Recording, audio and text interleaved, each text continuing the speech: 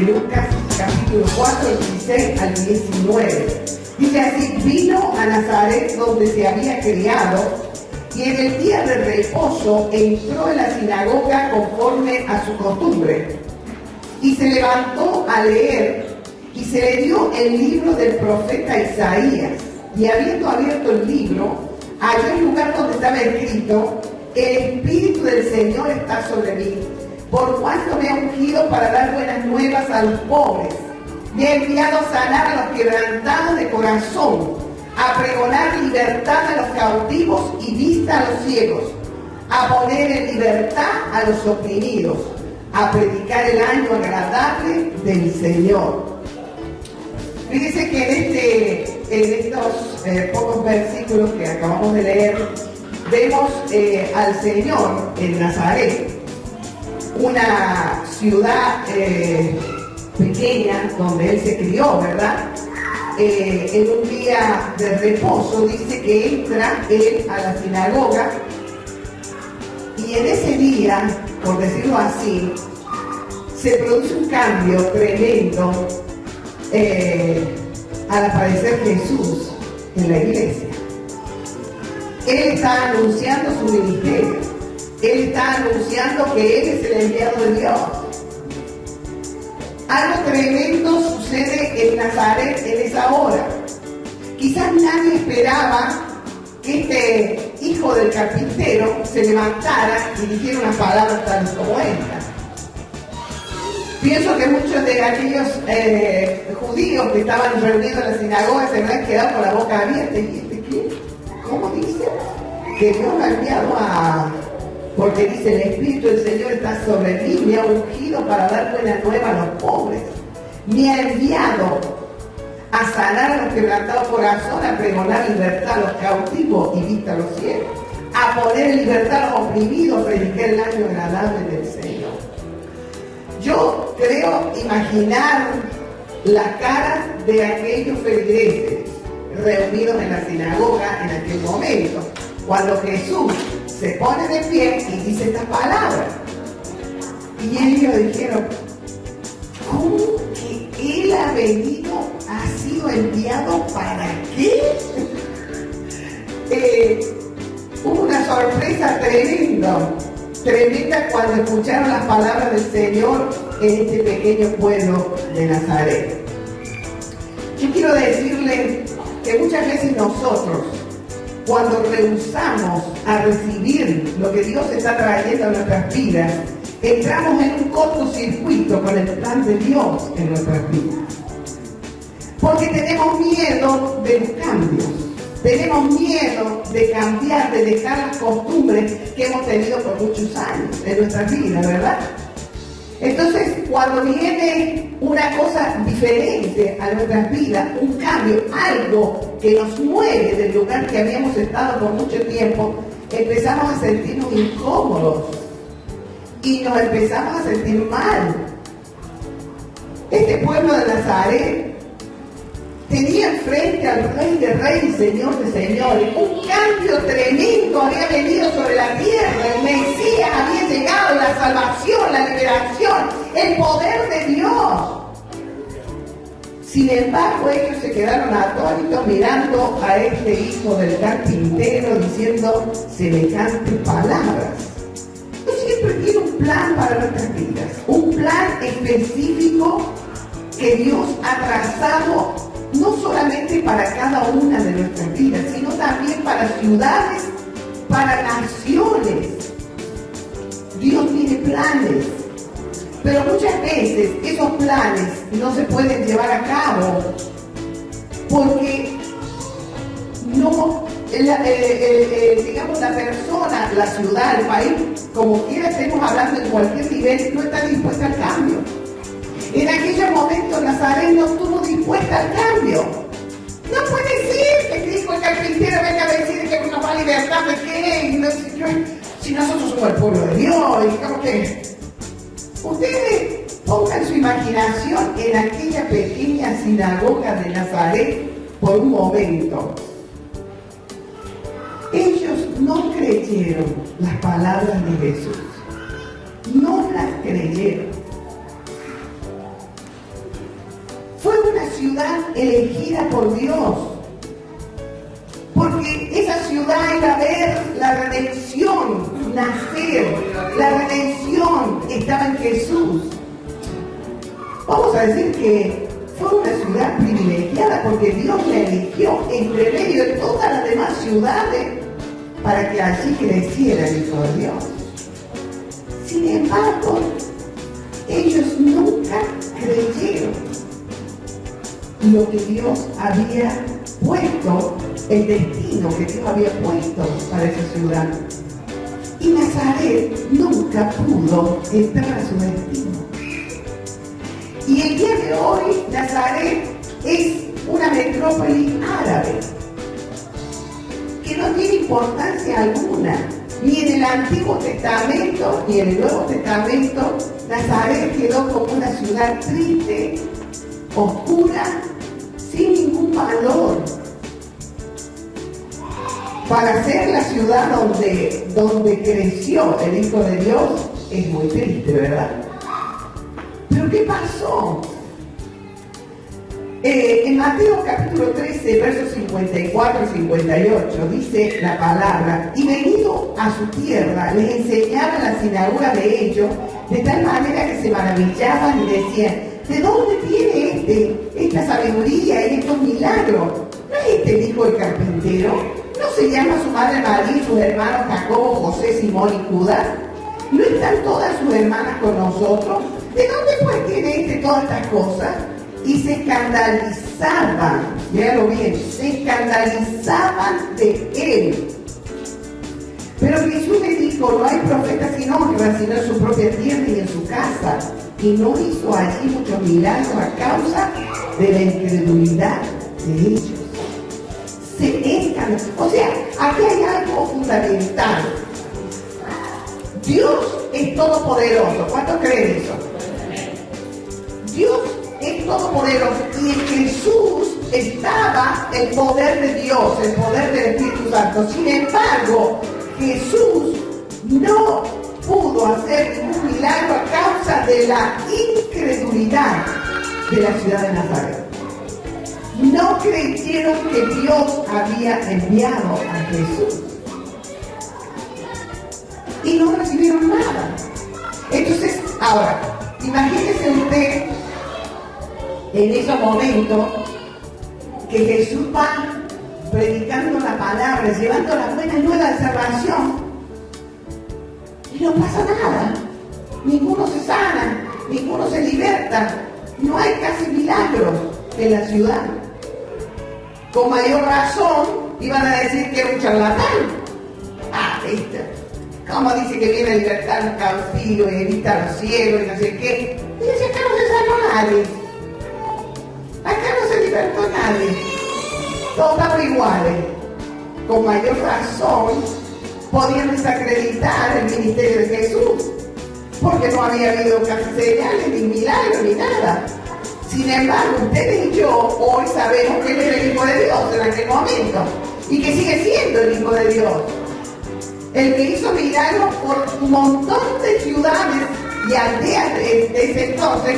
Sin embargo, en Nazaret no pudo hacer. ¿Por qué dice acá la palabra? Por causa de la incredulidad. No pudo hacer. ¿Por qué dice acá la palabra? Por causa de la incredulidad. Hermanos queridos, hay un demonio de incredulidad, no sé si tú sabías, que nos impide recibir lo que Dios tiene para nuestras vidas. Hay un espíritu inmundo de incredulidad que nos impide que podamos recibir lo que Dios planeó para nuestras vidas. Si nosotros, como hijos de Dios, no trabajamos sobre esos espíritus de incredulidad que están en nuestras vidas, no vamos a poder entrar al destino que Dios trazó, al plan poderoso que Dios trazó para nuestras vidas. Así como Dios se mueve en una persona individualmente, se mueve también en una congregación, se mueve en un barrio, se mueve en una ciudad, se mueve en un país. Dios tiene muchos niveles de trabajar, pero para que Dios trabaje necesitamos romper con la incredulidad en nuestras vidas. No olvidamos que tenemos un pueblo de Israel que caminó por 40 años en el desierto y aún murieron en el desierto por causa de la incredulidad. Porque llegaron al límite de la tierra prometida, a un paso de agarrar el destino que ellos tenían preparado por Dios y no creyeron. Y se atemorizaron y dijeron, no vamos a poder, son gigantes. Esa gente, ¿cómo vamos a pelear con esos gigantes? Se atemorizaron, no creyeron y se quedaron postrados en el desierto. La mayoría de esa generación, excepto Josué y Caleb, quedaron postrados en el desierto, no vieron la tierra prometida. Cuando nosotros no creemos en lo que Dios está trayendo a nuestras vidas, nos quedamos postrados en el desierto y no alcanzamos nuestro destino.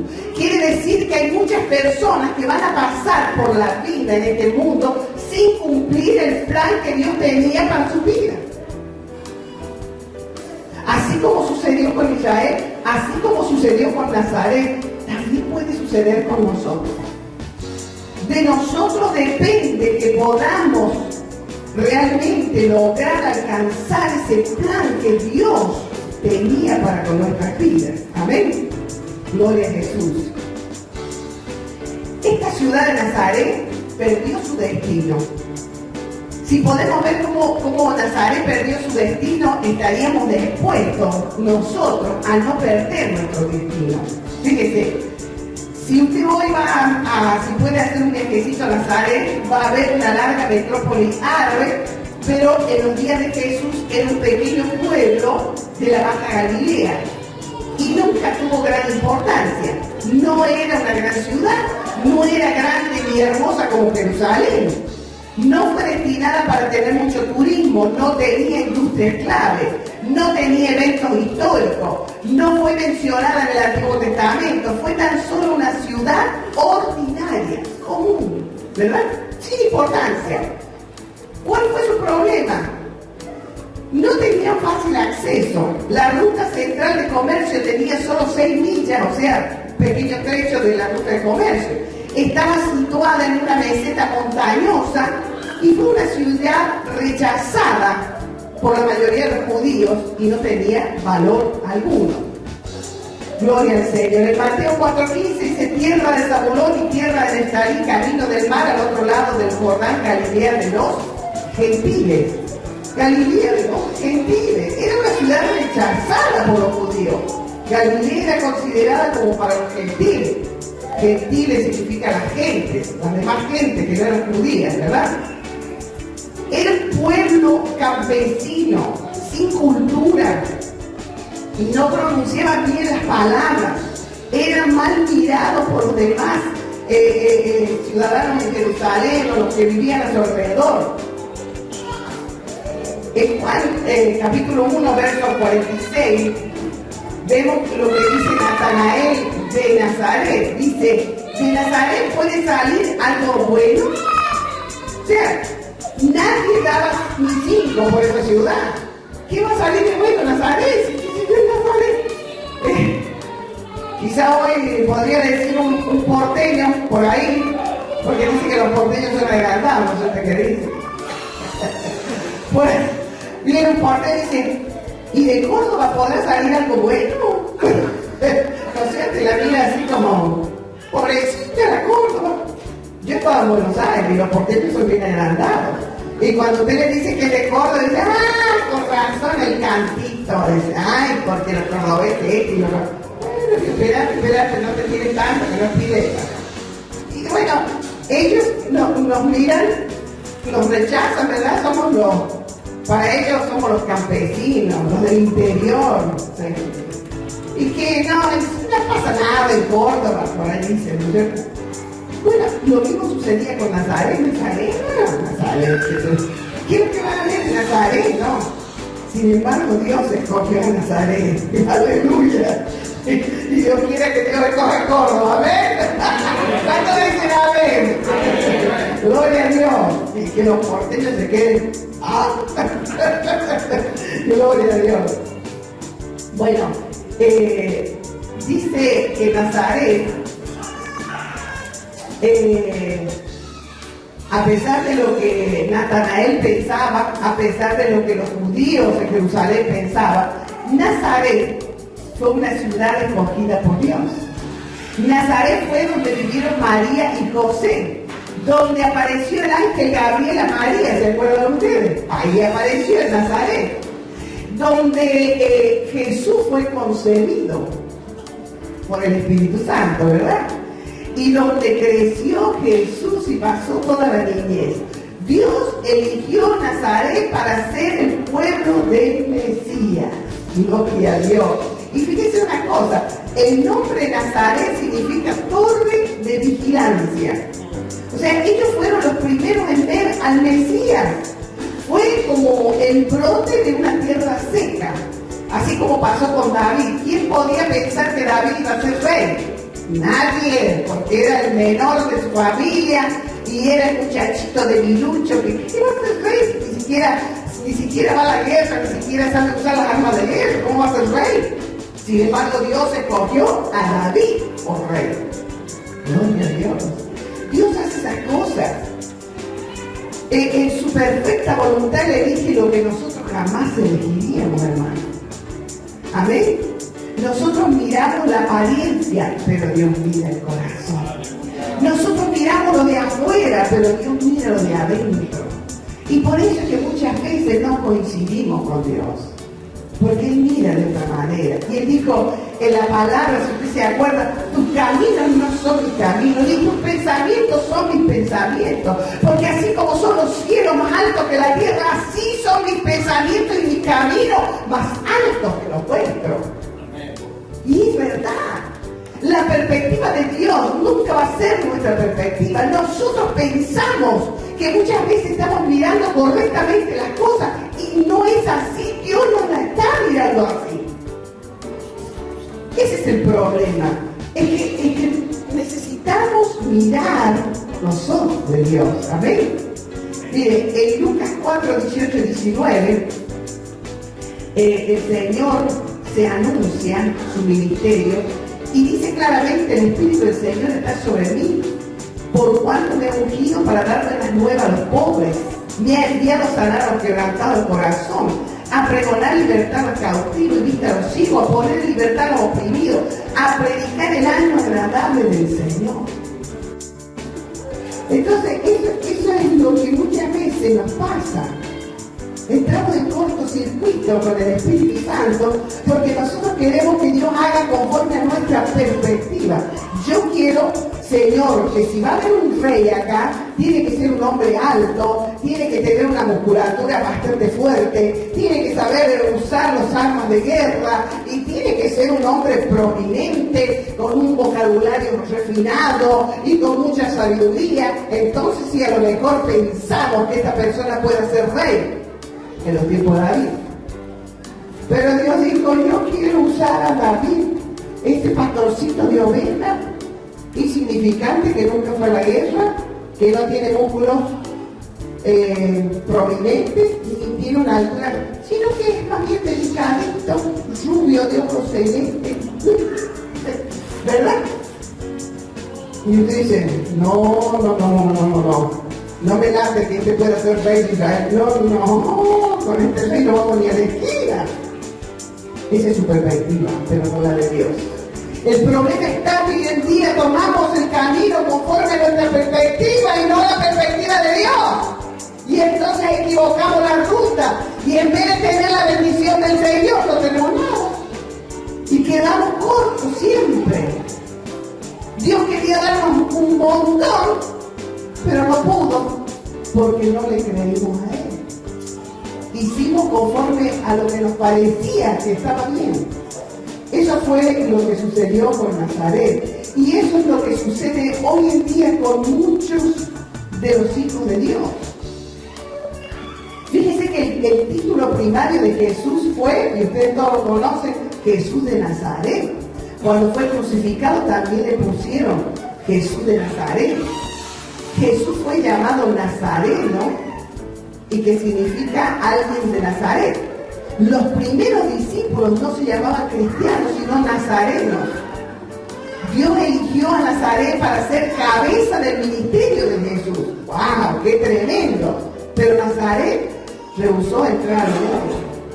No, dice la policía. ¿Qué dice que es el Hijo de Dios? No creyeron. Cuando Jesús enseñó en la sinagoga, rechazaron su enseñanza. Se enfurecieron, dice la palabra, y trataron de matarlo 2 veces. Lo quisieron sacar fuera de la ciudad. Y Jesús les dio oportunidad una y otra vez, pero ellos rechazaron. Y finalmente dice en Marcos 6, versículo 4 al 6, dice: mas Jesús le decía: no hay profeta sin honra, sino en su propia tierra y entre sus parientes y en su casa. Y no pudo hacer allí ningún milagro, salvo que sanó a unos pocos enfermos poniendo sobre ellos las manos. Y estaba asombrado.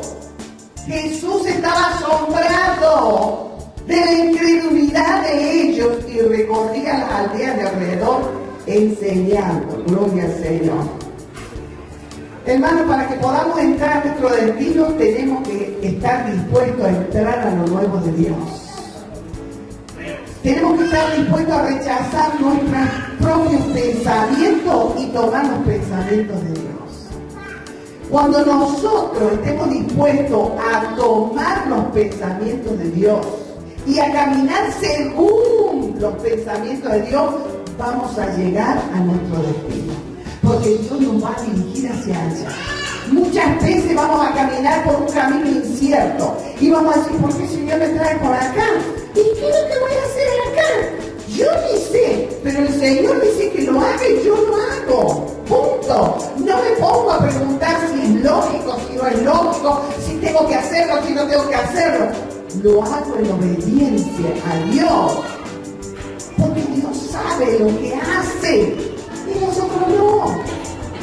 Él todo lo puede ver. Nosotros somos muy limitados en lo que podemos ver.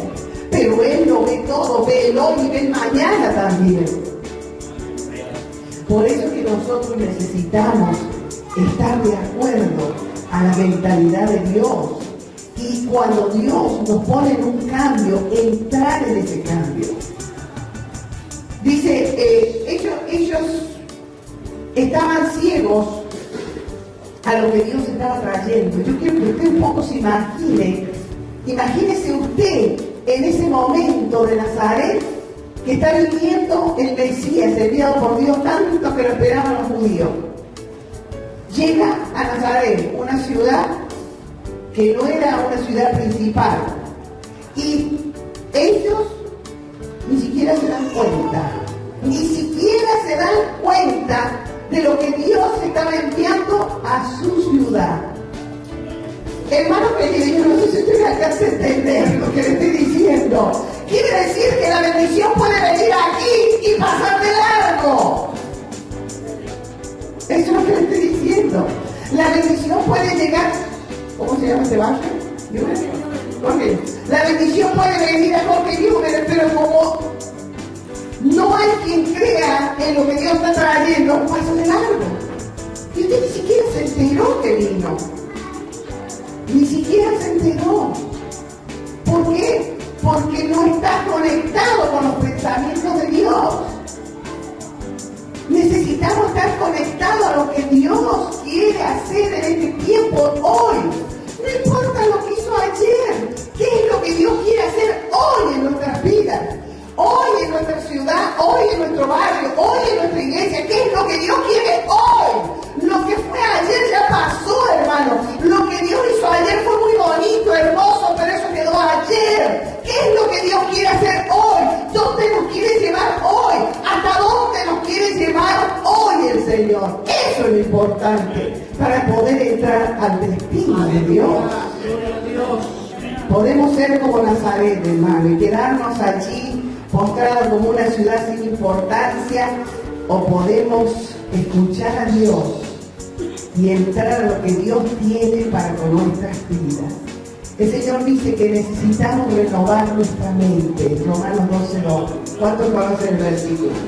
Tenemos que renovar nuestra mente, porque continuamente el Señor necesita que nosotros estemos escuchando su voz, escuchando lo que Él, a dónde Él nos lleva. Gloria al Señor. Entonces, cuando nosotros tenemos incredulidad, porque muchas veces Dios nos habla, Dios puede traer a un hermano Fernando y hablarnos.